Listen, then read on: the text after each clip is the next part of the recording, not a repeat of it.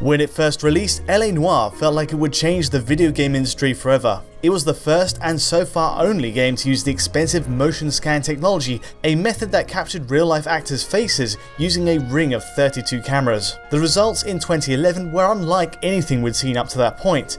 Yes, the bodies were captured separately, leading to a disconnect between body and face, but it was a big step towards some truly authentic performances in a game. This made it possible to see every nuance in a character's face, a rapid blink, a quivering chin, or even flaring of nostrils, all tying into the interrogation mechanic of the game. But with publishing rights finally ending up with Rockstar Games, LA Noire ultimately took 7 years to complete. I owned a gun, yes, but it was stolen in a burglary a couple years ago. Years on from its original launch, in 2017 we now have a remastered version on PS4, Xbox One and Nintendo Switch.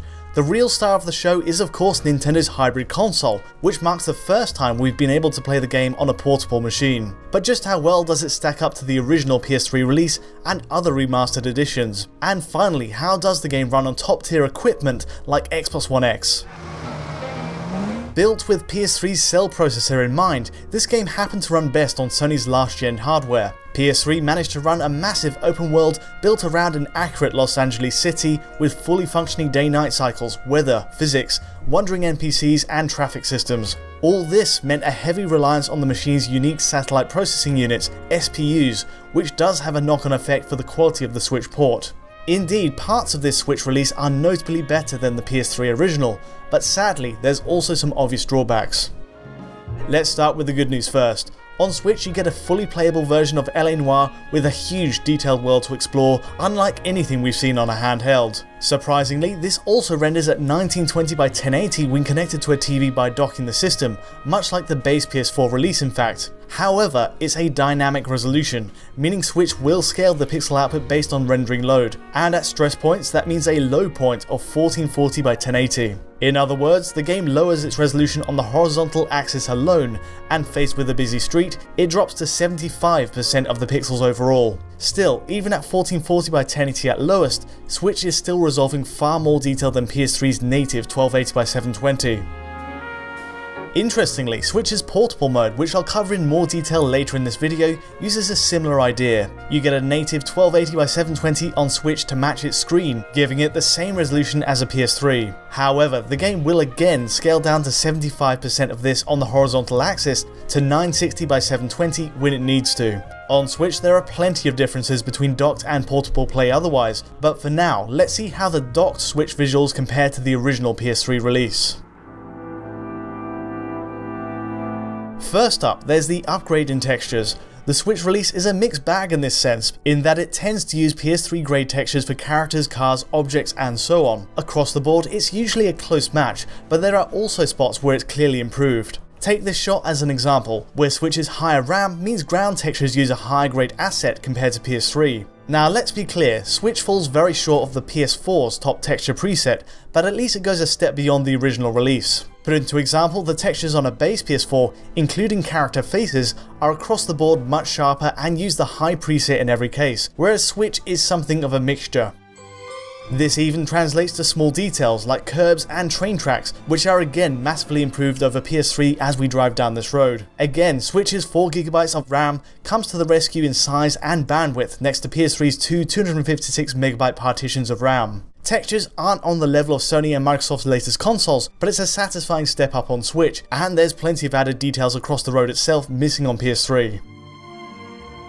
The next upgrade on Switch relates to shadows. The method of shading is drastically changed in this remastered edition, and Switch moves away from the sharp stencil-like outlines of PS3 to a softer, more diffuse style of shadow. It's blurrier and there is some speckled dithering artifacts towards the edges of character shadows during daytime. Switch's implementation may be a lower quality version of what we get on PS4, but at a distance it's also a more realistic effect than the original PS3 release. Of course, as you can see here, PS4 goes one step further with a higher resolution setting of the same technique used on Switch.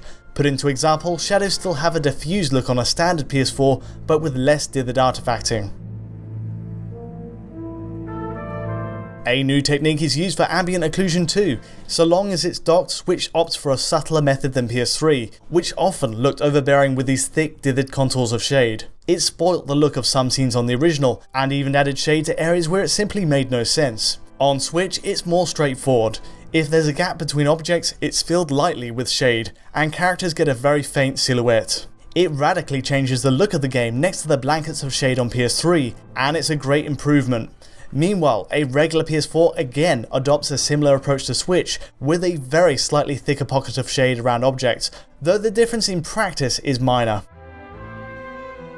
So for the competition between PS3 and Switch, that's higher resolution, better textures in spots, and upgraded ambient occlusion.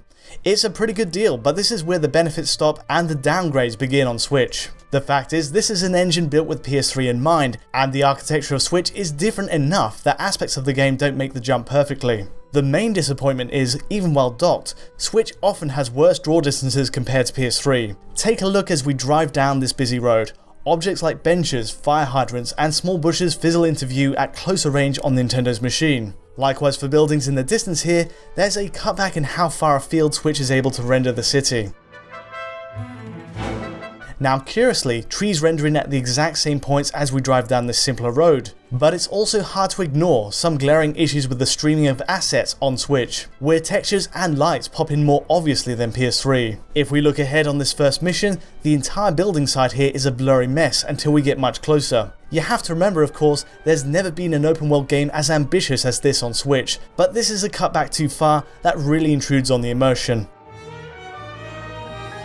All this is so far based on Switch's docked TV Play. Even with the cutbacks in draw distance, it's still a beautiful, fully featured version of LA Noire that plays well. It's in many ways equivalent to the PS3 version at a higher resolution, and it shares many of the original's drawbacks. For starters, reflections all run at 15 frames per second across the tops of cars and shop windows. Just like PS3, the game runs at 30 FPS on Switch, but the refresh is halved down to 15 FPS for these elements.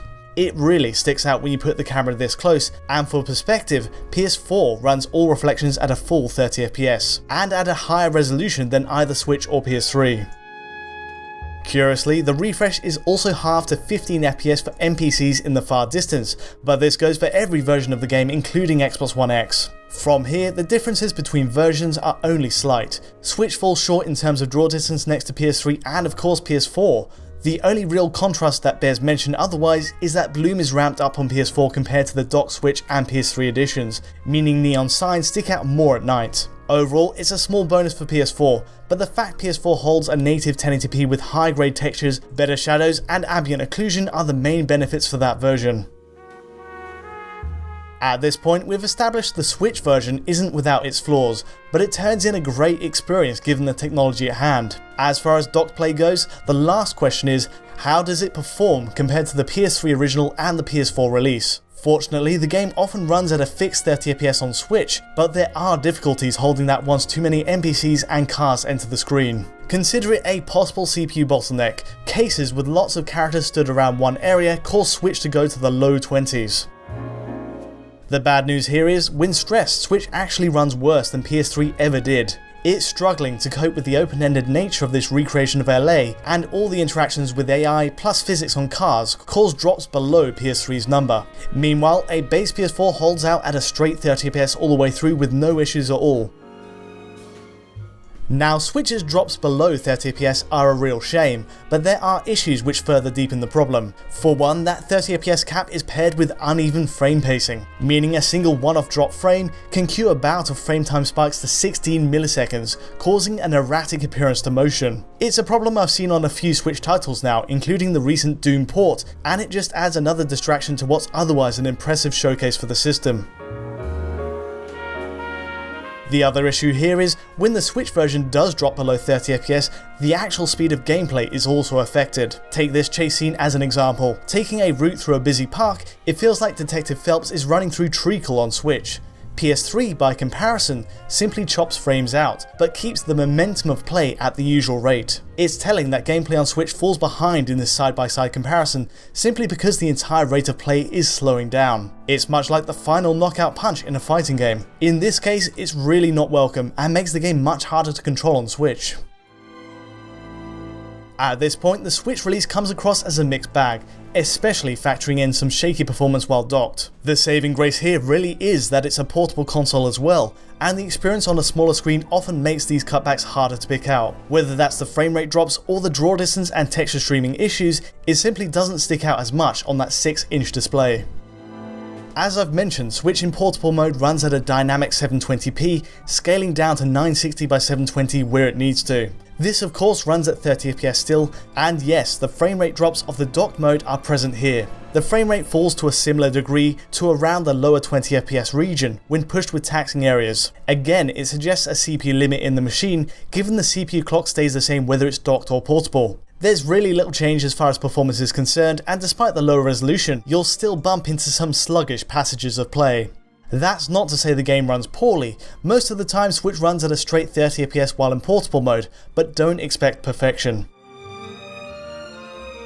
Impressively, outside of a resolution drop, you get the same shadow quality, textures, and even reflections while running the machine as a pure handheld. However, there are 3 areas that do get pared back by comparison to docked play, the most obvious of which being draw distance. A simple drive forward shows trees popping in at closer range in portable mode, a reasonable cutback given the huge scale of the world. Even so, played on Switch's smaller screen, you're less likely to notice that distant detail anyway, making it a good optimization call for saving performance. The second point is ambient occlusion. Looking at the world at large, the effect is simply removed while played in portable mode. It makes sense given how taxing the effect can be, but compared to the docked experience, there's a lighter appearance to the world as a result. It's another reasonable cutback, considering the amount of detail you can actually spot on the smaller Switch display. Meanwhile, the third and final downgrade is a very simple one. Texture filtering takes a hit in quality, and looking across the road here, the filtering cascade is nearer to the camera while running Switch as a portable. As it goes, this is still a remarkable turnout for Switch while played on the go. We've already had Skyrim and Zelda Breath of the Wild as examples of open world games on the console, but LA Noire is in many ways a more ambitious game. The world is filled with so many moving parts, the vehicles, the detailing of the world as you drive down the high streets, and of course the motion scan driven interrogation scenes in between. Comparing Switch docked under a TV against PS4 isn't a flattering comparison, especially considering the performance, but taken as a portable experience, and even with its visual cutbacks, there simply isn't anything like it. To wrap up then, it's worth taking a quick look at Xbox One X. We've so far used the base PS4 to show the game running at max settings compared to Switch. To top that, Xbox One X does one very obvious thing to better this. You get a boost to a full 3840 by 2160. Now the game still runs at 30 FPS and textures and shadows are the same compared to a base PS4, but it all holds up surprisingly well at 4K. Paired with an obligatory increase in texture filtering quality, it's a fairly bare bones vote of support for the console, but effective. A secondary plus to this release is a change in the way ambient occlusion is rendered on Xbox One X. It lightens the effect across the scene and bizarrely brings it more in line with the effect on Switch. Otherwise, it's the same deal, and outside of PC, inevitably, this is the best way to enjoy the game on console. But that's all I have for today. If you did find this analysis useful or insightful in any way, please do let me know with a like or subscribe. And as ever, we have the original source file for this video at our Patreon at digitalfoundry.net. Until next time though, thanks for watching. That you, Bukowski? Go on through. Parking lot straight ahead.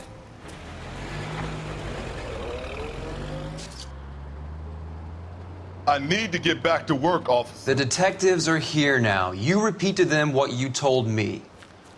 I did the right thing by calling this in. I'm just a working stiff. Just give them your story and you'll be all right.